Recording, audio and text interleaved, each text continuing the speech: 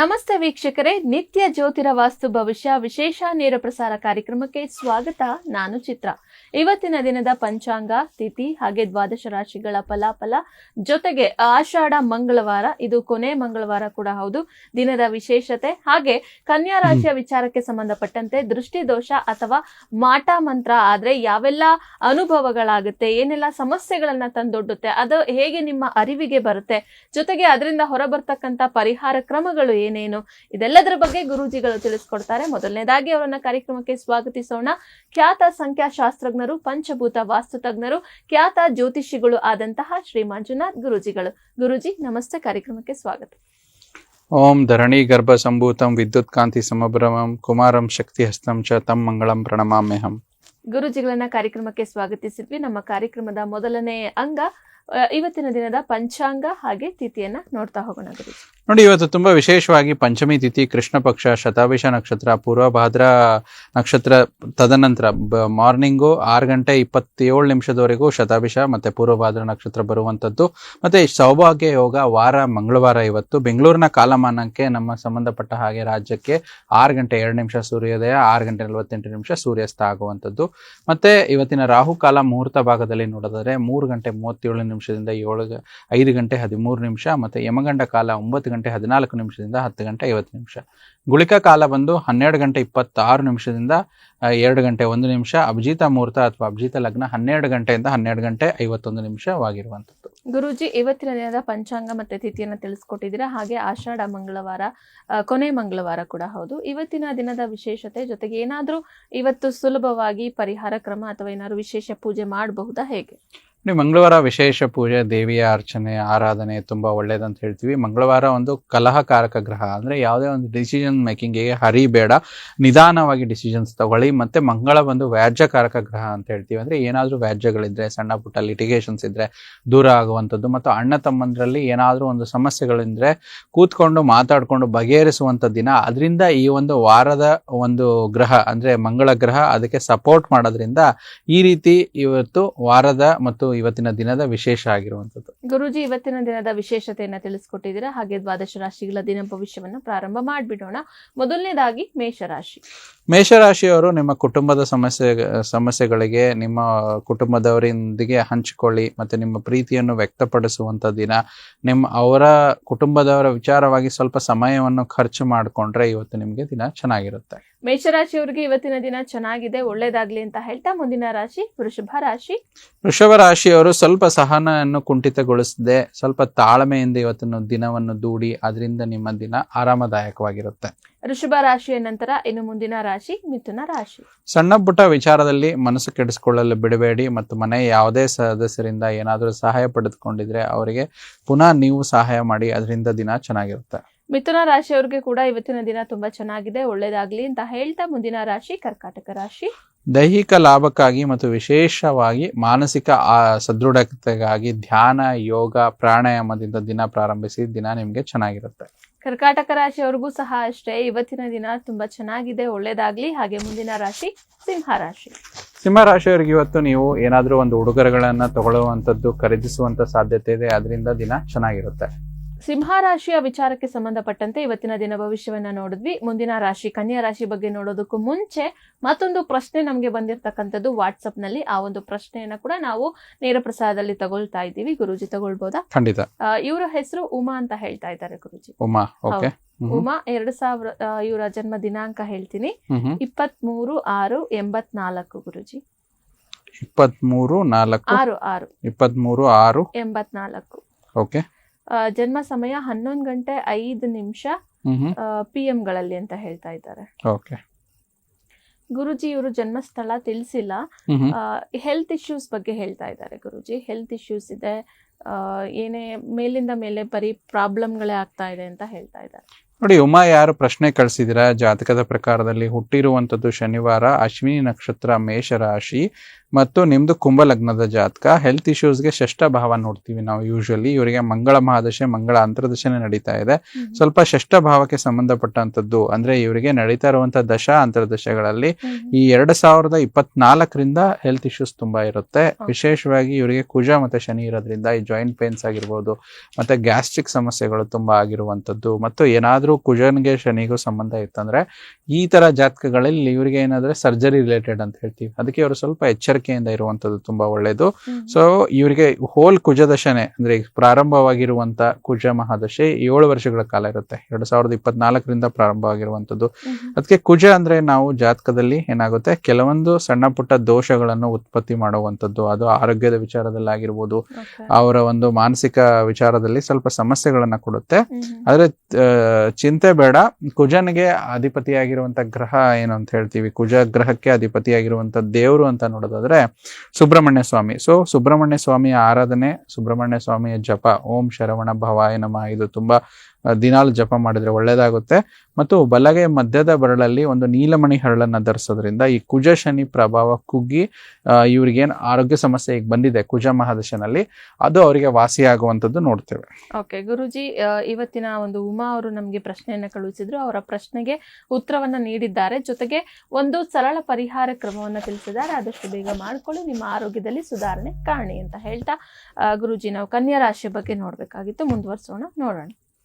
ವಿಶೇಷವಾಗಿ ಸ್ವಲ್ಪ ಹೊರಗಿಟ್ಟ ಆಹಾರ ತಿನ್ನುವಾಗ ಎಚ್ಚರಿಕೆಯಿಂದ ಇರಿ, ಇಲ್ಲಾಂದ್ರೆ ನಿಮಗೆ ಅನಗತ್ಯವಾಗಿ ಆರೋಗ್ಯ ಹಾಳಾಗುವಂಥದ್ದು, ಉದರ ಬಾಧೆ ಮತ್ತು ಸ್ವಲ್ಪ ಸಣ್ಣ ಪುಟ್ಟ ಮಾನಸಿಕ ಕೂಡ ಉದ್ವೇಗವನ್ನು ತರುವಂತ ದಿನ. ಅದ್ರ ಬಗ್ಗೆ ಸ್ವಲ್ಪ ಎಚ್ಚರಿಕೆ ಇರಲಿ. ಕನ್ಯಾ ರಾಶಿಯ ನಂತರ ಮುಂದಿನ ರಾಶಿ ತುಲಾ ರಾಶಿ. ಹಿರಿಯರಿಂದ ಉತ್ತಮ ಲಾಭ ಪಡೆಯಲು ಮತ್ತು ಹೆಚ್ಚುವರಿ ಶಕ್ತಿಯನ್ನು ಸಕಾರಾತ್ಮಕವಾಗಿ ಬಳಸಲು ಇದು ನಿಮ್ಗೆ ಶುಭವಾಗಿರುವಂತ ದಿನ. ತುಲಾ ರಾಶಿಯ ನಂತರ ಮುಂದಿನ ರಾಶಿ ವೃಶ್ಚಿಕ ರಾಶಿಯವರಿಗೆ ಇವತ್ತಿನ ಮಂಗಳವಾರದ ದಿನ ಭವಿಷ್ಯ ಏನಿದೆ ನೋಡೋಣ. ಹೇರಳವಾದ ಶಕ್ತಿಯನ್ನು ಹೊಂದಿರ್ತೀರಾ ಮತ್ತು ಕೆಲಸದ ಒತ್ತಡ ನಿಮಗೆ ಉದ್ವೇಗ ತರುತ್ತೆ. ಆದಷ್ಟು ಅದನ್ನ ಹತೋಟಿಯಲ್ಲಿ ಇಟ್ಕೊಂಡ್ರೆ ದಿನ ನಿಮಗೆ ಶುಭವಾಗುತ್ತೆ. ವೃಶ್ಚಿಕ ರಾಶಿಯವರ ವಿಚಾರಕ್ಕೆ ಸಂಬಂಧಪಟ್ಟಂತೆ ಇವತ್ತಿನ ದಿನ ಭವಿಷ್ಯವನ್ನ ನೋಡಿದ್ವಿ. ಇನ್ನು ಮುಂದಿನ ರಾಶಿ ಧನುರ್ ರಾಶಿ. ಆಹಾರ ಕ್ರಮದ ಬಗ್ಗೆ ಸ್ವಲ್ಪ ಎಚ್ಚರಿಕೆಯಿಂದ ಇರಿ. ಸಣ್ಣ ಪುಟ್ಟ ಏನಾದ್ರೂ ತಲೆನೋವು ಮತ್ತು ಮೈಗ್ರೇನ್ಗೆ ಸಂಬಂಧಪಟ್ಟಂತ ಸಮಸ್ಯೆಗಳಾಗುತ್ತೆ. ಅದ್ರ ಬಗ್ಗೆ ವಿಶೇಷವಾಗಿ ಗಮನ ಹರಿಸಿದ್ರೆ ದಿನ ಆರೋಗ್ಯಮಯವಾಗಿರುವಂತದ್ದು. ಧನುರ್ ರಾಶಿಯವರಿಗೆ ಏನಾದ್ರೂ ಪರಿಹಾರ ಕ್ರಮಗಳು ತಿಳಿಸ್ತೀರಾ ಗುರುಜಿ? ವಿಶೇಷವಾಗಿ ಆಹಾರದ ಕನ್ಸಂಪ್ಷನ್ ಅಂದ್ರೆ ಅವ್ರು ತಗೊಳ್ತಿರುವಂತ ಆಹಾರದ ವಿಚಾರವಾಗಿ ಎಚ್ಚರಿಕೆ ಇರಲಿ. ಮತ್ತು ರಾಶ್ಯಾಧಿಪತಿಯಾದ ಗುರು ಗ್ರಹ ಮಂತ್ರ ಓಂ ಬೃಹಸ್ಪತಯೇ ನಮಃ ಅಂತ 108 ಬಾರಿ ಜಪ ಮಾಡೋದ್ರಿಂದ ಇವತ್ತು ಆಗುವಂತ ಸಮಸ್ಯೆಗಳಿಂದ ದೂರವಾಗಿ ದಿನ ಇವರಿಗೆ ಚೆನ್ನಾಗಿ ದೂಡಬಹುದು. ಓಕೆ ಗುರುಜಿ, ಮುಂದಿನ ರಾಶಿ ಮಕರ ರಾಶಿ. ಮಕರ ರಾಶಿಯವರು ಸಣ್ಣ ಪುಟ್ಟ ಏಟ್ ಮಾಡ್ಕೊಳ್ಳುವಂಥದ್ದು, ಬೀಳುವಂಥದ್ದು, ಅದ್ರ ಬಗ್ಗೆ ವಿಶೇಷ ಕಾಳಜಿ ವಹಿಸಿ. ಆದಷ್ಟು ಇವತ್ತು ದಿನ ಏನಾದರೂ ಶನೇಶ್ವರನ ಮಂತ್ರ ಓಂ ಶಂ ಶನೇಶ್ವರಾಯ ನಮಃ ಅಂತ ಮಂತ್ರದಿಂದ ದಿನ ಪ್ರಾರಂಭಿಸಿದ್ರೆ ಏನ್ ಸಮಸ್ಯೆ ಇದೆ ಅದರಿಂದ ಪರಿಹಾರ ಸಿಗುತ್ತೆ. ಮಕರ ರಾಶಿಯವರು ಕೂಡ ಒಂದು ಮಂತ್ರದಿಂದ ಇವತ್ತಿನ ದಿನವನ್ನ ಪ್ರಾರಂಭ ಮಾಡಿ. ಹಾಗೆ ಮುಂದಿನ ರಾಶಿ ಕುಂಭರಾಶಿ. ಕುಂಭರಾಶಿಯವರಿಗೆ ಇವತ್ತಿನ ಒಂದು ಹೂಡಿಕೆ ತುಂಬಾ ಲಾಭ ತರುತ್ತೆ. ವಿಶೇಷವಾಗಿ ಶೇರ್ ಮಾರ್ಕೆಟ್ ಅಲ್ಲಿ ಹಣ ಗಳಿಸುವಂತ ದಿನ. ಇವತ್ತಿನ ದಿನ ಹೂಡಿಕೆ, ಠೇವಣಿ ಆಗಿರ್ಬೋದು, ಶೇರ್ ಮಾರ್ಕೆಟ್ ಅಲ್ಲಿ ಹೂಡಿಕೆ ಮಾಡಿ ಅದರಿಂದ ಲಾಭ ಪಡ್ಕೊಳ್ಳಿ. ಕುಂಭರಾಶಿಯ ನಂತರ ಕೊನೆಯ ರಾಶಿ ಮೀನರಾಶಿಯವರಿಗೆ ಇವತ್ತಿನ ದಿನ ಭವಿಷ್ಯ ಏನಿದೆ ತಿಳಿಯೋಣ. ಯಾರಾದರೂ ನಿಮಗೆ ಬಲಿಪಶು ಮಾಡಲು ಪ್ರಯತ್ನಿಸ್ತಿರ್ತಾರೆ, ಅದ್ರ ಬಗ್ಗೆ ನೀವು ಬಲಿಪಶು ಆಗ್ಬೇಡಿ. ವಿಶೇಷವಾಗಿ ಕಾಳಜಿ ವಹಿಸಿ, ಅದರಿಂದ ನಿಮ್ಗೆ ದಿನ ಚೆನ್ನಾಗಿರುವಂಥದ್ದು. ಇಲ್ಲಿಗೆ ದ್ವಾದಶ ರಾಶಿಗಳ ದಿನ ಭವಿಷ್ಯ ಕಂಪ್ಲೀಟ್ ಆಗಿದೆ. ವೀಕ್ಷಕರೇ, ನೀವು ಗುರೂಜಿಗಳ ಬಳಿ ನೇರವಾಗಿ ಮಾತನಾಡ್ಬೇಕಂದ್ರೆ ಸ್ಕ್ರೀನ್ ಮೇಲೆ ಡಿಸ್ಪ್ಲೇ ಆಗ್ತಾ ಇರೋ ವಾಟ್ಸ್ಆಪ್ ನಂಬರ್ ಅಥವಾ ಮೊಬೈಲ್ ನಂಬರ್ ಮತ್ತೆ ಲ್ಯಾಂಡ್ ಲೈನ್ ನಂಬರ್ ಏನಿದೆ, ಆ ಎರಡರಲ್ಲಿ ಯಾವ ನಂಬರ್ಗೆ ಬೇಕಾದ್ರೂ ನೀವು ಕಾಲ್ ಮಾಡಿದ್ರು ಕಾಲ್ ಕನೆಕ್ಟ್ ಆಗುತ್ತೆ. ಆಗ ಗುರೂಜಿಗಳ ಬಳಿ ನೀವು ನೇರವಾಗಿ ಮಾತನಾಡಬಹುದು ಅಂತ ಹೇಳಿ ತಿಳಿಸ್ತಾ, ಗುರೂಜಿ ನಮ್ಗೆ ಬಂದಿರತಕ್ಕಂತ ಮತ್ತೊಂದು ಪ್ರಶ್ನೆಯನ್ನ ತಗೊಂಡ್ಬಿಡೋಣ. ಇವರು ಹೆಸರನ್ನ ತಿಳಿಸ್ತಾ ಇದ್ದಾರೆ ಗುರೂಜಿ. ಈಶಾ. ಜನ್ಮ ದಿನಾಂಕ ಹೇಳ 24/5/95. 24/5/95. ಓಕೆ ಗುರೂಜಿ, ಜನ್ಮ ಸಮಯ 1:38 PM ಗಳಲ್ಲಿ. ಜನ್ಮ ಸ್ಥಳ ಬಂದು ಚೆನ್ನೈ ಅಂತ ಹೇಳ್ತಾ ಇದ್ದಾರೆ ಗುರೂಜಿ. ಚೆನ್ನೈ. ಹೌದು. ಓಕೆ, ಏನ್ ಪ್ರಶ್ನೆ ಇದೆ ಅವ್ರದ್ದು? ಇನ್ನೂ ಕೂಡ ಮದ್ವೆ ಆಗಿಲ್ಲ ನನ್ಗೆ ಅಂತ ಹೇಳ್ತಾ ಇದ್ದಾರೆ. ವೈವಾಹಿಕ ಅಂದ್ರೆ ಪ್ರಾರಂಭ ಆಗಿಲ್ಲ, ವೈವಾಹಿಕ ಜೀವನ ಪ್ರಾರಂಭ ಆಗಿಲ್ಲ, ಮದ್ವೆ ಆಗಿಲ್ಲ. Okay okay. ಈಶಾ ಯಾರು ಕೊಟ್ಟಿದಾರಲ್ಲ ಅವರ ಡೀಟೇಲ್ಸ್ ಪ್ರಕಾರದಲ್ಲಿ ಬುಧವಾರ ಹುಟ್ಟಿರುವಂತದ್ದು, ಉತ್ತರ ಭಾದ್ರಪದ ನಕ್ಷತ್ರ, ಮೀನರಾಶಿ. ಸೊ ಮೀನರಾಶಿಗೆ ಕೆಲವೊಂದು ವಿಚಾರದಲ್ಲಿ ಸಪ್ತಮದಲ್ಲಿ ಚಂದ್ರ ಇದ್ದಾರೆ, ರಾಶಿಗೆ ಸ್ವಲ್ಪ ಸಾಡೆ ಸತಿ ಪ್ರಬಲವಾಗಿ ನಡೀತಿದೆ ಮೀನರಾಶಿಯವರ ವಿಚಾರವಾಗಿ, ಅದು ಕೂಡ ಒಂದು ನಿಧಾನಕ್ಕೆ ಕಾರಣವಾಗಿರ್ಬೋದು. ಅದಲ್ದಿರ ದಶಾಭುಕ್ತಿ ಅಂತ ಹೇಳ್ತೀವಿ, ದಶಾಭುಕ್ತಿ ಕೂಡ ಶುಕ್ರ ಮಹಾದಶನಲ್ಲಿ ಮಂಗಳ ಅಂತರ್ದಶ ನಡೀತಾ ಇದೆ. ಮಂಗಳ ಬಂದು ಇವರ ಜಾತಕದಲ್ಲಿ ಅಷ್ಟೊಂದು ಒಳ್ಳೆ ಗ್ರಹ ಅಲ್ಲ, ತೃತೀಯ ಅಷ್ಟಮಾಧಿಪತಿ ಗ್ರಹ ಇವರ ಜಾತಕದಲ್ಲಿ ವ್ಯಯ ಸ್ಥಾನದಲ್ಲಿದ್ದಾರೆ. ಸೊ ಹಿಂಗಾಗಿ ಸಿಕ್ಕಾಪಟ್ಟೆ ಪ್ರಯತ್ನ ಪಟ್ಟರು ಕೂಡ ಆಗ್ತಾ ಇರಲ್ಲ, ಅಂದ್ರೆ ಕೊನೆ ಹಂತದವರೆಗೂ ಬಂದು ಕಟ್ಟಾಗಿರುತ್ತೆ. ಆಮೇಲೆ ಪಂಚಮ ಸಪ್ತಮ ಲಾಭ ಪ್ರಬಲವಾಗಿರೋದ್ರಿಂದ ಏನಾದ್ರೂ ಇಷ್ಟಪಟ್ಟಿದ್ರೆ ಪ್ರೇಮ ವಿವಾಹ ವೈಫಲ್ಯ ಕೂಡ ಆಗಿರುವಂತದ್ದು ಇವರ ಜಾತಕದ ಅನುಸಾರವಾಗಿ ಕಾಣಿಸ್ತಾ ಇದೆ. ಸೊ ಅದ್ರಲ್ಲೂ ಕೂಡ ಕೆಲವೊಬ್ರು ಹೇಳ್ತಾರಲ್ಲ, ಅವರ ಒಂದು ಪ್ರೇಮ ವಿವಾಹ ಇದಾದಾಗ ಸ್ವಲ್ಪ ಒಂದು ಡಿಪ್ರೆಷನ್ ಅಲ್ಲಿ ಇರ್ತಾರೆ, ಅವ್ರು ಏನೋ ಒಂದು ಮದುವೆ ಆಗ್ಬೇಕು ಅನ್ಕೊಂಡಿರ್ತಾರೆ, ಆಗೋದಿಲ್ಲ, ಕೊನೆ ಹಂತಕ್ಕೆ ಕಟ್ ಆಗುತ್ತೆ ಅಂತ. ಅದು ಕೂಡ ಇವರ ಜಾತಕದಲ್ಲಿ ಪ್ರಭಾವ ಬೀರ್ತಿದೆ, ಸಾಡೆ ಸಾತಿ ಕೂಡ ಪ್ರಭಾವ ಬೀರ್ತಿದೆ. ಉದಾಹರಣೆಗೆ ಕೆಲವೊಂದು ಸಂಬಂಧಪಟ್ಟಂತ ಪರಿಹಾರಗಳನ್ನು ತುಂಬಾ ಸ್ಟ್ರಾಂಗ್ ಆಗಿ ಒಂದು ಕಾಲಭೈರವನ ಒಂದು ಹೋಮ ಮಾಡಿಸುವಂಥದ್ದು, ಅಥವಾ ಒಂದೇನೇ ಅಂತಂದ್ರೆ ಶನಿ ರಿಲೇಟೆಡ್ ಶನಿ ಶಾಂತಿ ತಿಲಾ ಹೋಮ ಮಾಡಿಸುವಂಥದ್ದು ಒಳ್ಳೇದು. ಮದುವೆ ಅಂತ ಆಗ್ಬೇಕು ಅಂದ್ರೆ ಕುಜನ್ನ ಸ್ವಲ್ಪ ಬಲಿಷ್ಠ ಮಾಡ್ಕೊಳ್ಳಲು ಬಲಗೈ ಉಂಗುರದ ಬೆರಳಲ್ಲಿ ಒಂದು ಹವಳ, ರೆಡ್ ಕೋರಲ್ ಅಂತ ಹೇಳ್ತೀವಿ, ಆ ಕೋರಲ್ ಅನ್ನ 3-5 ಕ್ಯಾರೆಟ್ ವಿಚಾರವಾಗಿ ಹಾಕೊಂಡ್ರೆ ಇವರಿಗೆ ಸಮಸ್ಯೆ ಬಗೆಯಿರುತ್ತೆ. ವಿಶೇಷವಾಗಿ ದ್ವಿತೀಯದಲ್ಲಿ ರಾಹು ಇದ್ದಾಗ ಏನಾಗುತ್ತೆ, ಇವರ ಕುಟುಂಬದವರ ಸಪೋರ್ಟ್ ತುಂಬಾ ಕಮ್ಮಿ ಇರುತ್ತೆ. ಈಗ ಒಂದು ಹೆಣ್ಣಿಗಾಗ್ಲಿ ಒಂದು ಗಂಡು ಯಾರೇ ಆಗ್ಲಿ ಮದುವೆ ಮಾಡಿಸೋವರೆಗೂ ಕುಟುಂಬದ ಜವಾಬ್ದಾರಿ ತುಂಬಾ, ಅಂದ್ರೆ ಅವರು ಸಪೋರ್ಟ್ ಆಗ್ಲಿ ಅವರು ಒಂದು ಇದು ಆಗ್ಲಿ ಅದು ತುಂಬಾ ಇರುತ್ತೆ. ಬಟ್ ಇಲ್ಲಿ ಕಮ್ಮಿ ಇರೋದ್ರಿಂದ ಇವರಿಗೆ ಸ್ವಲ್ಪ ಮದುವೆ ವಿಚಾರವಾಗಿ ಇವರೇ ಕುಂಠಿತಗೊಳಿಸಬಹುದು, ಇಂಟ್ರೆಸ್ಟ್ ಕಮ್ಮಿ ಆಗ್ಬೋದು. ಇದರಿಂದನೂ ಸಮಸ್ಯೆಗಳು ಇವ್ರ ಜಾತಕದಲ್ಲಿ ಬರ್ತಾ ಇದೆ. ಹೇಳಿರುವಂತ ವಿಚಾರದಲ್ಲಿ ಪರಿಹಾರ ಆದಷ್ಟು ಇದನ್ನ ಮಾಡ್ಕೊಂಡ್ರೆ ಒಳ್ಳೆ ಅನುಕೂಲ ಇವರಿಗೆ ಆಗುತ್ತೆ, ಮದುವೆ ಸೆಟ್ ಆಗುವಂತದ್ದು ಇದೆ. ಓಕೆ, ಈಶಾ ಅವರು ನಮಗೆ ಪ್ರಶ್ನೆಯನ್ನ ಕಳುಹಿಸಿ ನಿಮ್ಮ ಪ್ರಶ್ನೆಗೆ ಸಂಬಂಧಪಟ್ಟಂತೆ ಉತ್ತರವನ್ನ ಕೂಡ ಗುರೂಜಿಗಳು ತಿಳಿಸಿದ್ದಾರೆ.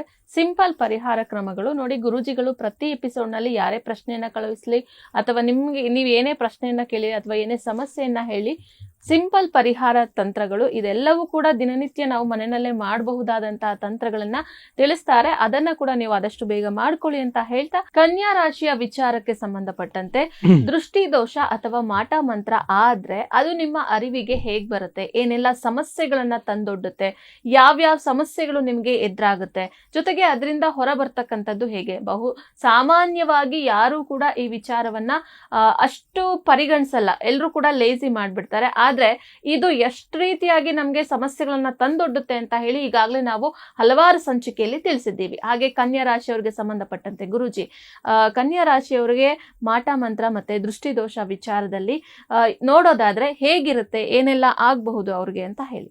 ನೋಡಿ, ಇದು ತಾವು ಹೇಳ್ದಂಗೆ ವಿಶೇಷವಾದ ವಿಚಾರ. ಯಾಕಂದ್ರೆ ಬಹಳಷ್ಟು ಜನ ತಾವು ಪ್ರಶ್ನೆ ಕೇಳ್ದಂಗೆ ನಂಬೋದಿಲ್ಲ, ಅದೇ ಒಂದು ದೊಡ್ಡ ಒಂದು ದುರಂತ. ಅದರಲ್ಲಿ ಅನುಭವಿಸೋರು ಹೇಗೆ ನಂಬ್ತಾರೆ ಅಂತಂದ್ರೆ ಅವರ ಒಂದು ಅಭಿಪ್ರಾಯ, ಅವರ ಅನುಭವಕ್ಕೆ ಬಂದಾಗ ತುಂಬಾ ನಂಬ್ತಾರೆ. ದೃಷ್ಟಿ ದೋಷದ ವಿಚಾರವಾಗಿ ದೃಷ್ಟಿಯಲ್ಲಿ ಹಲವಾರು ದೃಷ್ಟಿಗಳು ಬರುತ್ತೆ. ದೇವತಾ ದೃಷ್ಟಿ ಬರುತ್ತೆ, ಕೆಟ್ಟ ದೃಷ್ಟಿಯಲ್ಲಿ ಪಿಶಾಚ ದೃಷ್ಟಿ, ಪ್ರೇತ ದೃಷ್ಟಿ, ಈ ರೀತಿ ಇರುವಂತದ್ದು ಇದು ಶಾಸ್ತ್ರದಲ್ಲಿ ಉಲ್ಲೇಖವಾಗಿರುವಂತದ್ದು. ಈ ಪ್ರೇತ ದೃಷ್ಟಿ ಇದರ ವಿಚಾರವಾಗಿ ಒಂದು ಪಿಶಾಚ ದೃಷ್ಟಿ ಸ್ಮಶಾನಾದಿ ದಾಟಿ ಹೋಗ್ಬೇಕಾದ್ರೆ ಮೆತ್ಕೊಳ್ಳುವಂಥದ್ದು, ಅಥವಾ ಗೊತ್ತಿರ್ಲಾರ್ದಂಗೆ ಸ್ಮಶಾನಕ್ಕೆ ಯಾವುದೋ ಒಂದು ಸಮಾಧಿ ಹತ್ರ ಹೋಗಿ ಬಂದಿರ್ತಾರೆ, ಅಥವಾ ಯಾವ್ದೋ ಒಂದು ಸಾವಾಗಿರುತ್ತೆ, ಹೋಗಿ ಬಂದಾಗ ಆ ದೃಷ್ಟಿ ಇರುವಂತದ್ದು ಅದು ಒಂದು ಕೆಟ್ಟ ದೃಷ್ಟಿಯಲ್ಲಿ ಬರುತ್ತೆ. ನಾವು ರಾಶಿ ಅನುಸಾರವಾಗಿ ನೋಡಿದಾಗ ಕೆಲವೊಂದು ರಾಶಿಗಳಿಗೆ ದೈವಾನುಗ್ರಹ ಇರುತ್ತೆ, ಅವರಿಗೆ ಯಾವುದೇ ರೀತಿ ಅನುಭವಿಸಿರೋದಿಲ್ಲ, ಒಂದು ಮಾನಸಿಕ ಸ್ಥಿರತೆ ಕೂಡ ತುಂಬಾ ಇರುತ್ತೆ, ಅಂದ್ರೆ ಮೆಂಟಲಿ ತುಂಬಾ ಸ್ಟ್ರಾಂಗ್ ಇರ್ತಾರೆ.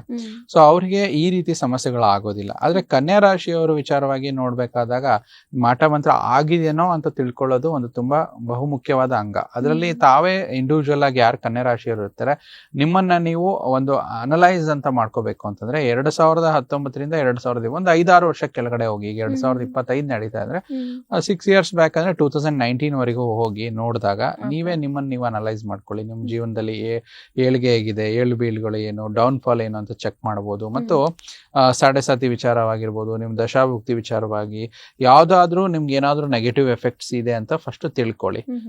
ಅದು ತಿಳ್ಕೊಂಡ್ಮೇಲೆ ನೀವು 5-6 ವರ್ಷ ಅನಲೈಸಿಸ್ ಅಲ್ಲಿ ನಿಮ್ಗೆ ಜೀವನದಲ್ಲಿ ಏಳಿಗೆನೆ ಸಿಕ್ಕಿಲ್ಲ, ಮತ್ತೆ ಇನ್ನೇನೋ ಸಮಸ್ಯೆ ತಂದೊಡ್ತಾ ಇದೆ, ಎಷ್ಟೇ ಪ್ರಯತ್ನ ಪಟ್ಟರು ಏಳಿಗೆಯಲ್ಲಿ ಕೊರತೆ ಆಗಿದೆ ಅಂತ ನೀವು ವಿಮರ್ಶೆ ಮಾಡ್ಕೊಂಡ್ರೆ, ನಿಮ್ಮ ಜೀವನದಲ್ಲಿ ಕುಗ್ಗಿರುವಂತದ್ದಾಗಿರ್ಬೋದು, ವ್ಯಾಪಾರದಲ್ಲಿ ನಷ್ಟ ಅನುಭವಿಸಿರುವಂತದ್ದು, ಸಾಲ ಮಾಡಿ ಆದ್ರೂ ಹೂಡಿಕೆ ಮಾಡಿದ್ರೆ ಜೀವನದಲ್ಲಿ ನಷ್ಟನೇ ಬರ್ತಾ ಇದೆ, ಎಷ್ಟೊಂದು ಸಾಲ ಮಾಡಿದ್ರು ಅದು ಆಗ್ತಾನೆ ಇಲ್ಲ, ಮತ್ತೆ ಆದಾಯದ ವಿಚಾರವಾಗಿ ಏನು ಕಾಣ್ತಾ ಇಲ್ಲ, ಬಹಳ ಕಷ್ಟ ಆಗ್ತಿದೆ. ಅಂದ್ರೆ ತಾವು ಒಬ್ರು ಉದ್ಯೋಗ ಆಗಿರ್ಬೋದು, ಪ್ರೈವೇಟ್ ಎಂಪ್ಲಾಯ್ ಅಥವಾ ಇವನ್ ಗವರ್ಮೆಂಟ್ ಎಂಪ್ಲಾಯ್ ಇದ್ರು ಕೂಡ ಒಳ್ಳೆ ಉದ್ಯೋಗ ಉದ್ಯೋಗದಲ್ಲಿ ಸರ್ಕಾರಿ ನೌಕರಿ ಇದ್ರು ಕೂಡ ಆ ಕೆಲಸದಲ್ಲಿ ಏಳಿಗೆ ಕಾಣ್ತಾ ಇಲ್ಲ, ಏನೋ ಕಿರಿಕಿರಿಗಳು, ಸ್ಟೇಟಸ್ ಚೇಂಜ್ ಆಗ್ತಿಲ್ಲ, ಬರೀ ಡೌನ್ ಫಾಲ್ ಆಗ್ತಿದೆ ಅಂದಾಗ ಕನ್ಯಾ ರಾಶಿಯವರಿಗೆ ಮಾಟ ಮಂತ್ರ ಆಗಿದೆ ಅಂತ ನಂಬಬಹುದು.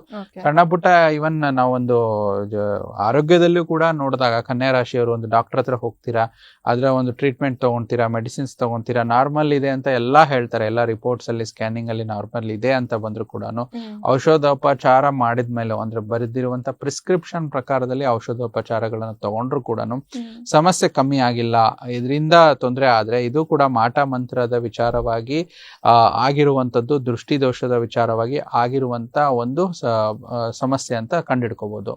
ಮತ್ತೆ ಸಣ್ಣ ಪುಟ್ಟ ವಿಚಾರದಲ್ಲಿ ನೋಡೋದಾದ್ರೆ ಕನ್ಯಾ ರಾಶಿಯವರಿಗೆ ಒಂದು ವಸ್ತುಗಳಲ್ಲಿ ಮನೇಲಿ ಏನಾದ್ರು ಕನ್ನಡಿ ಬಿದ್ದು ಒಡೆದು ಹೋದ್ರೆ, ಅನಗತ್ಯವಾಗಿ ಮನೆಯಲ್ಲಿ ಒಂದು ದೇವರ ಪೂಜೆಗೆ ಇಟ್ಟಿರುವಂತ ಅರಿಶಿನ ಕುಂಕುಮ ಸಡನ್ ಆಗಿ ಚೆಲ್ಲೋಗುವಂತದ್ದು, ಮತ್ತೆ ಮನೆಯಲ್ಲಿ ಬೇರೆ ಕಡೆಯಿಂದ ದಿನಾಲು ಯಾರು ಗೆಸ್ಟ್ ಬಂದಿರ್ತಾರೆ ಅಥವಾ ಅವ್ರ ದಿನನಿತ್ಯದ ವಿಚಾರವಾಗಿ ಮನೇಲಿ ಒಂದು ಹಾಲು ಏನೋ ತಂದಿರ್ತಾರೆ, ಅದರಲ್ಲಿ ವಿಶೇಷವಾಗಿ ಪೌರ್ಣಿಮೆಯಲ್ಲಿ ಹಾಲು ತಂದಿರುವಂತದ್ದು ಒಡೆದು ಹೋದ್ರೆ ಆವಾಗ ತುಂಬಾ ಸಮಸ್ಯೆ ಬರುವಂತದ್ದು. ಮತ್ತೆ ಊಟದಲ್ಲಿ ಏನಾದ್ರೂ ಕೂದಲುಗಳನ್ನ ಬಂದ್ರೆ ಪದೇ ಪದೇ ಬರೋದ್ರಿಂದ ಇದಾಗುತ್ತೆ.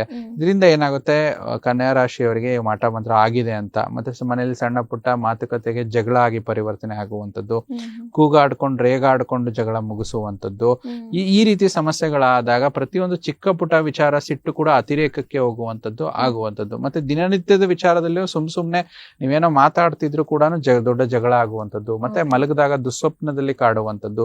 ಈ ಎಲ್ಲಾ ವಿಚಾರಗಳ ಇದನ್ನ ಕನ್ಯಾ ರಾಶಿಯವರು ಅವರು ಪರಾಮರ್ಶೆ ಮಾಡ್ಕೋಬೇಕು. ಅದರ ಪ್ರಕಾರದಲ್ಲಿ ಮಾಟ ಮಂತ್ರ ಆಗಿದೆ ಅನ್ನೋ ಒಂದು ಕಂಡುಹಿಡ್ಕೊಳ್ಳುವಂತ ಸುಲಭವಾದ ವಿಧಾನಗಳನ್ನ ನಾವು ನೋಡ್ತಾ ಇರ್ತೀವಿ ಕನ್ಯಾ ರಾಶಿಯವರ ವಿಚಾರವಾಗಿ. ಇನ್ನು ಕನ್ಯಾ ರಾಶಿಯ ಅನುಸಾರವಾಗಿ ನೋಡೋದಾದ್ರೆ ಸಾಮಾನ್ಯವಾಗಿ ಕನ್ಯಾ ರಾಶಿಯವರಿಗೆ ಹೇಗೆ ಮತ್ತೆ ಏನೆಲ್ಲ ತೊಂದರೆಗಳು ಎದುರಾಗಬಹುದು ಗುರುಜಿ ಮುಂಬರ್ತಕ್ಕಂತ ಅದ್ರ ಮುಂದುವರೆದ ಭಾಗವಾಗಿ ನೋಡೋದಾದ್ರೆ?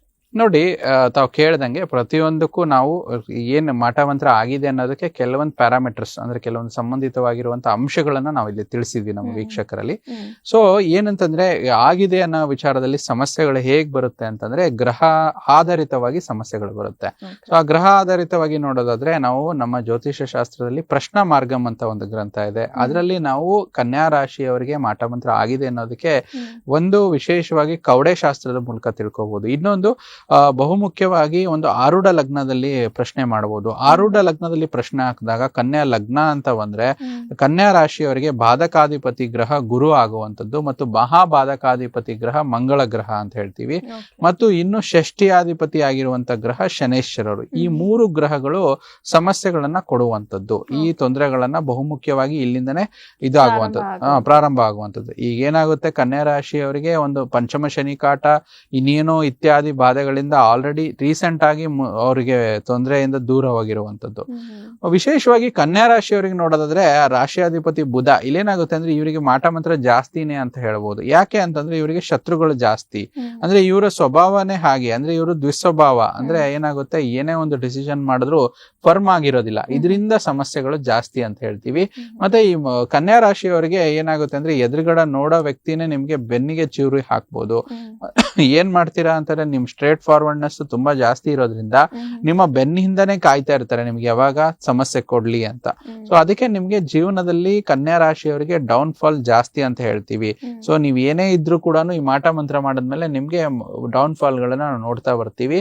ಮತ್ತು ಈ ಒಂದು ಶನೇಶ್ವರನಿಂದ ಆರೋಗ್ಯದಲ್ಲಿ ತುಂಬಾ ಏರುಪೇರು, ಶನೇಶ್ವರ ಷಷ್ಠಿಯಾಧಿಪತಿಯಾಗಿ ತೊಂದರೆಗಳನ್ನ ಕೊಡುವಂತದ್ದು, ಬಾಧಕಾಧಿಪತಿಯಾದ ಗುರುಗ್ರಹದಿಂದ ಧನದ ವ್ಯಯ ಆಗುವಂತದ್ದು. ಎಷ್ಟೇ ಧನದ ಕ್ರೋಢೀಕರಣ ಮಾಡಿದ್ರು ದುಡ್ಡು ಬರ್ತಾನೆ ಇರುತ್ತೆ, ದುಡ್ಡು ನಿಲ್ತಾನೆ ಇರಲ್ಲ. ಹಾಸ್ಪಿಟಲ್ಗಾದ್ರೂ ಖರ್ಚು ಮಾಡ್ಬೋದು, ಮತ್ತೆ ಇನ್ನೆದಕ್ಕಾದ್ರೂ ಖರ್ಚು ಮಾಡ್ಬೋದು, ಸಡನ್ ಆಗಿ ಏನೇ ಲಾಸ್ ಆಗ್ಬೋದು, ಈ ರೀತಿ ಸಮಸ್ಯೆ. ಮತ್ತೆ ಮಂಗಳ ಗ್ರಹ, ಇಲ್ಲೇನಾಗುತ್ತೆ ಅಂದ್ರೆ ಮಹಾಬಾಧಕಾಧಿಪತಿ ಮಂಗಳ ಗ್ರಹ ಕನ್ಯಾ ಒಂದು ರಾಶಿ ಕನ್ಯಾ ಲಗ್ನಕ್ಕೆ ವಿಚಾರವಾಗಿ ನೋಡಿದರೆ ತೃತೀಯ ಅಷ್ಟಮಾಧಿಪತಿಯಾದ ಮಂಗಳ ಗ್ರಹ. ಮಂಗಳ ಅಂತಂದ್ರೆ ಮಾಟ ಮಂತ್ರ ಕನ್ಯಾ ರಾಶಿಯವರಿಗೆ ಆದಾಗ ಕುಜ ಒಂದು ಭೂಮಿ ಪುತ್ರ ಅಂತ ಹೇಳ್ತೀವಿ. ಭೂಮಿಗೆ ಸಂಬಂಧಪಟ್ಟಂತ ಒಂದು ಲ್ಯಾಂಡ್ ರಿಲೇಟೆಡ್ ಸಮಸ್ಯೆಗಳಾಗ್ಬೋದು, ಅಥವಾ ನೀವು ಒಂದು ಲ್ಯಾಂಡ್ ತಗೊಳಕ್ ಟ್ರೈ ಮಾಡಿದೀರಾ, ಎಲ್ಲಾ ಪ್ರಯತ್ನ ಪಟ್ಟಿದ್ದೀರಾ, ಎಲ್ಲಾ ಪೇಪರ್ಸ್ ಸಿಕ್ಕಿದೆ, ಇನ್ನೇನೋ ಕೊನೆ ಹಂತದಲ್ಲಿ ಆ ಲ್ಯಾಂಡಿನ ವಿಚಾರವಾಗಿ ತಗಾದೆಗಳು ಬರುವಂತದ್ದು, ಯಾರ ಕಡೆಯಿಂದ ತಗೊಂತಿದ್ದೀರಾ ಅಲ್ಲಿ ಏನಾದ್ರು ಲಿಟಿಗೇಷನ್ಸ್ ಆಗುವಂತದ್ದು. ಅಥವಾ ಕನ್ಯಾ ರಾಶಿಯವರು ನೀವು ಆಲ್ರೆಡಿ ಒಂದು ಭೂಮಿಯನ್ನು ಹೊಂದಿದ್ದೀರಾ, ಅದ್ರದ್ದೆಲ್ಲ ಮಾತುಕತೆ ಆಯ್ತು, ಇನ್ನೇನ್ ಟೋಕನ್ ಅಡ್ವಾನ್ಸ್ ಕೊಟ್ವಿ, ಎಲ್ಲ ಆಯ್ತು, ರಿಜಿಸ್ಟ್ರೇಷನ್ ಮಾಡ್ಕೋಬೇಕಂದಾಗ 108 ಸಮಸ್ಯೆಗಳು. ಎದುರುಗಡೆ ಇರುವಂತ ಪಾರ್ಟಿ ಅಂದ್ರೆ ಎದುರುಗಡೆ ಇರುವಂತ ವ್ಯಕ್ತಿ ಅದನ್ನ ರಿಜೆಕ್ಟ್ ಮಾಡ್ಬಿಡುವಂತದ್ದು, ಬೇಡ ಅನ್ನೋದು. ಸೊ ಇದು ಮಂಗಳ ಗ್ರಹದಿಂದ ಸಮಸ್ಯೆ ಬರುವಂತದ್ದು. ಅಂದ್ರೆ ಎಲ್ಲಾ ಕೆಲ್ಸಗಳು ಹತ್ರಕ್ ಬಂದು ನಿಂತ್ ಹೋಗುವಂತದ್ದು, ತುಂಬಾ ಹತ್ರದಲ್ಲಿದ್ದೀವಿ, ತುಂಬಾ ಸಮೀಪದಲ್ಲಿದ್ದೀವಿ ಅಂತ ಹೇಳಿದಾಗ ಅದು ಕೈ ತಪ್ಪು. ಅದು ವಿಶೇಷವಾಗಿ ಈ ರಾಶಿಗೆ ಅನುಗುಣವಾಗಿ 3 ಗ್ರಹ ಸಮಸ್ಯೆ ಕೊಡುವಂತದ್ದು. ಮಂಗಳ ಗ್ರಹ, ಗುರು ಗ್ರಹ, ಶನಿ ಗ್ರಹ. ಮಂಗಳ ಭೂಮಿಗೆ ಸಂಬಂಧಪಟ್ಟಂತದ್ದು ಸಮಸ್ಯೆ ಬರುತ್ತೆ ಮಾಟ ಮಂತ್ರ ಆದಾಗ. ಗುರು ಗ್ರಹ ಬಂದು ಧನಕ್ಕೆ ಕಾರಕ ಗ್ರಹ, ಅಂದ್ರೆ ದುಡ್ಡಿನಲ್ಲಿ ಸಮಸ್ಯೆ, ದುಡ್ಡು ಉಳಿದೇ ಇರುವಂತದ್ದು, ದುಡ್ಡಿನ ಸಡನ್ ಆಗಿ ಎಮರ್ಜೆನ್ಸಿ ಬರುವಂತದ್ದು, ದುಡ್ಡಿನ ಅಡಚಣೆ ಬರುವಂತದ್ದು. ಶನಿ ಗ್ರಹ ಬಂದು ಕರ್ಮಕಾರಕ ಗ್ರಹ, ಇದರಿಂದನೂ ಸಮಸ್ಯೆಗಳು. ಷಷ್ಠಿಯಾಧಿಪತಿ ಒಂದು ಹೆಲ್ತ್ ಅಲ್ಲಿ ಪ್ರಾಬ್ಲಮ್ಸ್ ಕೊಡುವಂತದ್ದು. ಹೆಲ್ತ್ ಮತ್ತೆ ಭೂಮಿ ವಿಚಾರದಲ್ಲಿ ಮತ್ತು ಧನದ ವಿಚಾರದಲ್ಲಿ ಈ 3 ಗ್ರಹಗಳ ಪ್ರಾಮುಖ್ಯತೆಯಿಂದ ಇವರಿಗೆ ಯಾರು ಕನ್ಯಾ ರಾಶಿಯವರ ವಿಚಾರದಲ್ಲಿ ಬಹಳ ಅನುಭವಿಸುವಂತದ್ದು. ಅಂದ್ರೆ ಮಾಟ ಮಂತ್ರ ಆದ್ರೆ ಇಲ್ಲ, ಮಾಟ ಮಂತ್ರ ಆಗಿಲ್ಲ ಅಂತಂದ್ರೆ ಕನ್ಯಾ ರಾಶಿಯವರಿಗೆ ಶನೇಶ್ವರ ಗ್ರಹರು ತುಂಬಾ ಒಳ್ಳೇದು. ಅಂದ್ರೆ ಪಂಚಮಾಧಿಪತಿ ಗ್ರಹ. ಗುರುಗ್ರಹ ಕೂಡ ಕೇಂದ್ರಾಧಿಪತಿಯಾಗಿ ಒಳ್ಳೆ ಗ್ರಹನೇ. ಮತ್ತೆ ಮಂಗಳ ಗ್ರಹ ಸ್ವಲ್ಪ ಕೆಟ್ಟ ಗ್ರಹ, ಆದ್ರೆ ಗುರು ಮತ್ತು ಶನಿ ಇವರಿಗೆ ಕನ್ಯಾ ರಾಶಿಯವರಿಗೆ ಒಳ್ಳೆದನ್ನೇ ಕೊಡ್ತಾರೆ. ಉದಾಹರಣೆಗೆ ನಾವು ಮೊನ್ನೆ ನಮ್ಮ ಜುಲೈ ಮಾಸ ಭವಿಷ್ಯದಲ್ಲೂ ಕೂಡ ನಮ್ಮ ವೀಕ್ಷಕರಿಗೆ ತಿಳಿಸ್ಕೊಟ್ವಿ, ಕನ್ಯಾ ರಾಶಿಗೆ ಗುರುವಿನ ಸಂಚಾರ ಒಳ್ಳೇದಿದೆ. ಯಾಕಂದ್ರೆ ಆ ರಾಶಿಯಿಂದ ಒಂದು ಗುರುಬಲ ಉತ್ಪತ್ತಿ ಆಗಿರುವಂತದ್ದು. ಪಂಚಮಾಧಿಪತಿ ಶನೇಶ್ವರರು ಕೂಡ ಸಪ್ತಮ ಸ್ಥಾನದಲ್ಲಿ ಬಂದಿರೋದ್ರಿಂದ ಒಳ್ಳೆದನ್ನೇ ಕೊಡ್ತಾರೆ. ಆದ್ರೆ ಮಾಟ ಮಂತ್ರ ಆಗಿದ್ರೆ ಗುರು ಮತ್ತು ಶನಿ ಸ್ವಲ್ಪ ಅಡಚಣೆಗಳನ್ನ ಕೊಡುವಂತದ್ದು. ಅದಲ್ದಿರ ಕುಜಗ್ರಹನ ಅಡಚಣೆ, ಭೂಮಿ ಇತ್ಯಾದಿ ವ್ಯಾಜ್ಯಗಳಲ್ಲಿ ಕೊಡುವಂತದ್ದು ಕನ್ಯಾ ರಾಶಿಯವರಿಗೆ ಆಗುತ್ತೆ. ಗುರುಜಿ, ಇನ್ನು ಕೂಡ ಮುಂದುವರೆದು ಕನ್ಯಾ ರಾಶಿಯ ವಿಚಾರವಾಗಿ ಈ ಮಾಟ ಮಂತ್ರ ಅಥವಾ ದೃಷ್ಟಿದೋಷ ಅನ್ನೋದು ಪವರ್ಫುಲ್ ಇದೆಯಾ, ಇದ್ರೆ ಅದು ಹೇಗೆಲ್ಲ ಇರುತ್ತೆ, ಮತ್ತೆ ಪರಿಹಾರ ಕ್ರಮಗಳನ್ನ ಕೂಡ ತಿಳಿಸ್ಕೊಡಿ.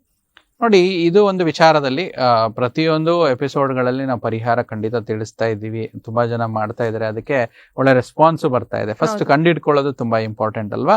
ಅದಲ್ದಿರ ಈಗ ನೋಡಿ, ಒಂದು ಸಿಂಪಲ್ ರೆಮಿಡಿ ಇಷ್ಟೇ.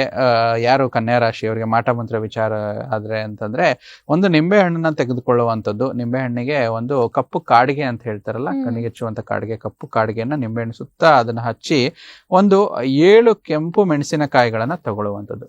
ಎರಡನ್ನ ಜೊತೆಗೂಡಿಸಿ ಒಂದು ದಾರದಲ್ಲೋ ಅಥವಾ ಒಂದು ಕೈಯಲ್ಲಿ ಒಟ್ಟಿಗೆ ಹಿಡಿದುಕೊಂಡು ತಲೆಯ ಸುತ್ತ 7 ಸತಿ ಈ ರೀತಿ ತಿರುಗಿಸುವಂಥದ್ದು.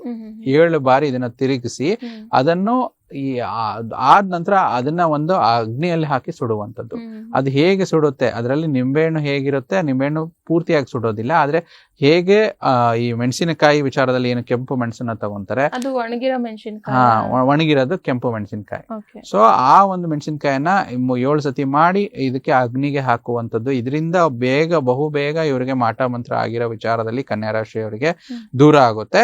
ಮತ್ತೆ ಪ್ರತಿನಿತ್ಯ ಸಂಜೆ ಗೋಧೂಳಿ ಸಮಯದಲ್ಲಿ ವಿಶೇಷವಾಗಿ ಕರ್ಪೂರದ ಆರತಿ ಮಾಡುವಂಥದ್ದು, ಮತ್ತೆ ತುಪ್ಪದ ದೀಪವನ್ನು ಹಚ್ಚಿ ಮಹಾವಿಷ್ಣುವಿನ ಪ್ರಾರ್ಥನೆ, ವಿಷ್ಣು ಭಗವಂತನ ಓಂ ನಮೋ ಭಗವತೆ ವಾಸುದೇವಾಯ ಅಂತ ಜಪ ಮಾಡಿ ತುಪ್ಪದ ದೀಪವನ್ನು ವಿಶೇಷವಾಗಿ ಹಚ್ಚುವಂಥದ್ದು, ಮತ್ತು ಕರ್ಪೂರದ ಆರತಿ ಮಾಡಿ ಆ ಕರ್ಪೂರ ಏನು ಉಳಿದಿರುತ್ತೋ ಮನೇಲಿರೋ ಕರ್ಪೂರ, ಈಗೆಲ್ಲ ಕರ್ಪೂರಕ್ಕೆ ಕೆಲವೊಂದು ಆನ್ಲೈನ್ ಅಲ್ಲಿ ಕ್ಯಾಂಪರ್ ಡಿಫ್ಯೂಸರ್ ತರ ಬರುತ್ತೆ, ಅಂದ್ರೆ ಈ ಸೊಳ್ಳೆಗೆಲ್ಲ ಹಾಕ್ತಾರಲ್ವಾ, ಸೊ ಆ ತರ ಕ್ಯಾಂಪರ್ ಡಿಫ್ಯೂಸರ್ ಅಂತ ಪಚ್ಚ ಕರ್ಪೂರನ್ನು ದಿನಾಲು 4-5 ಬಾರಿ ಮನೆಯಲ್ಲಿ ಹಚ್ತಾನೆ ಇರ್ಬೇಕು, ಉರಿಸ್ತಾನೆ ಇರ್ಬೇಕು. ಕರ್ಪೂರವನ್ನು, ಡ್ರೈ ಕರ್ಪೂರವನ್ನು ಉರಿಸ್ಬೇಕು. ಇದು ತುಂಬಾ ಒಳ್ಳೇದು ಅಂತ ಹೇಳ್ತೀವಿ. ಮತ್ತೆ ಶನಿಗೆ ಸಂಬಂಧಪಟ್ಟಂತ ಸಮಸ್ಯೆ ಇರೋದ್ರಿಂದ ಶನಿ ಬಂದು ಕಪ್ಪನ್ನ ಸೂಚಿಸುತ್ತೆ. ಈ ಕಪ್ಪು ದಾರವನ್ನು ಎಡಗೈ ಅಥವಾ ಎಡಗಾಲಿನ ಕೆಳಗಡೆ ಕಟ್ಟುವಂಥದ್ದು, ಇದು ಕೂಡ ಮಾಟ ಮಂತ್ರಕ್ಕೆ ಮೊದಲೇ ಮದ್ದು ಅಂತ ಹೇಳ್ತೀವಿ. ಮತ್ತೆ ಮನೆಯ ಮುಖ್ಯ ದ್ವಾರದಲ್ಲಿ ಕುದುರೆಯ ಲಾಳವನ್ನು ಒಂದು ದ್ವಾರ ಬಾಗಿಲಿನ ಮೇಲೆಗಡೆ ಹಾಕುವಂಥದ್ದು. ಅಂದ್ರೆ ಮಾಟ ಮಂತ್ರ ಒಂದು ವ್ಯಕ್ತಿಗಾದ್ರೆ ಆ ದಾರವನ್ನು ಕಟ್ತಾರೆ, ಒಂದು ಮನೆಗಾದ್ರೆ ಕುದುರೆ ಲಾಳವನ್ನ ಹಾಕುವಂಥದ್ದು. ಇಷ್ಟು ಸಿಂಪಲ್ ಪರಿಹಾರಗಳನ್ನ ಮಾಡ್ಕೊಂಡ್ರೆ ಕನ್ಯಾ ರಾಶಿಯವರ ವಿಚಾರವಾಗಿ ಏನ್ ಮಾಟ ಮಂತ್ರ ದೃಷ್ಟಿ ದೋಷದ ವಿಚಾರವಾಗಿ ಬಹುಮುಖ್ಯವಾಗಿ ಇದರಿಂದ ದೂರ ಹೊಂತೀರಾ. ಮತ್ತೆ ಏನ್ ಸಮಸ್ಯೆಗಳಿದೆ, ಶನಿ ಗುರು ಮತ್ತೆ ಇರುವಂತ ಮಂಗಳ ಗ್ರಹದ ಸಮಸ್ಯೆ ದೂರವಾಗಿ ಇವರಿಗೆ ತುಂಬಾ ಅತ್ಯದ್ಭುತವಾಗಿರುವಂತ ಒಂದು ಪವರ್ಫುಲ್ ರೆಮಿಡಿಯಾಗಿ ಕೆಲಸ ಮಾಡುತ್ತೆ. ಓಕೆ, ನೋಡಿದ್ರಲ್ಲ ವೀಕ್ಷಕರೇ, ಕನ್ಯಾ ರಾಶಿಯ ವಿಚಾರಕ್ಕೆ ಸಂಬಂಧಪಟ್ಟಂತೆ ಇವತ್ತಿನ ಸಂಚಿಕೆಯಲ್ಲಿ ದೃಷ್ಟಿದೋಷ ಅಥವಾ ಮಾಟ ಮಂತ್ರ ಹೇಗಿರುತ್ತೆ, ಏನೆಲ್ಲ ಪ್ರಭಾವ ಬೀರುತ್ತೆ, ಜೊತೆಗೆ ಅದರಿಂದ ಹೊರಬರ್ತಕ್ಕಂತ ಪರಿಹಾರ ತಂತ್ರಗಳನ್ನ ಕೂಡ ಗುರೂಜಿಗಳು ತಿಳಿಸ್ಕೊಟ್ಟಿದ್ದಾರೆ. ಅದನ್ನ ಕೂಡ ಮಾಡ್ಕೊಳ್ಳಿ.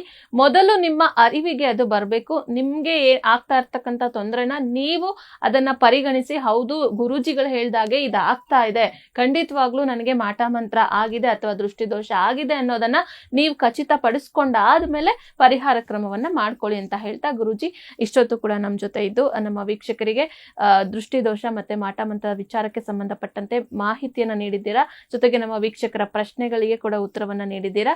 ಧನ್ಯವಾದಗಳು ಗುರೂಜಿ. ಕೃಷ್ಣಾರ್ಪಣಮಸ್ತು. ನೋಡಿದ್ರಲ್ಲ ವೀಕ್ಷಕರೇ, ಇವತ್ತಿನ ಈ ಸಂಚಿಕೆಯನ್ನ ಇಲ್ಲಿಗೆ ಮುಗಿಸ್ತಾ ಮತ್ತೊಂದು ಸಂಚಿಕೆಯಲ್ಲಿ ಭೇಟಿಯಾಗೋಣ. ನೋಡ್ತಾ ಇರಿ ಪ್ರಗತಿ ಟಿವಿ, ಇದು ನಿಮ್ಮಿಂದ ನಿಮಗಾಗಿ.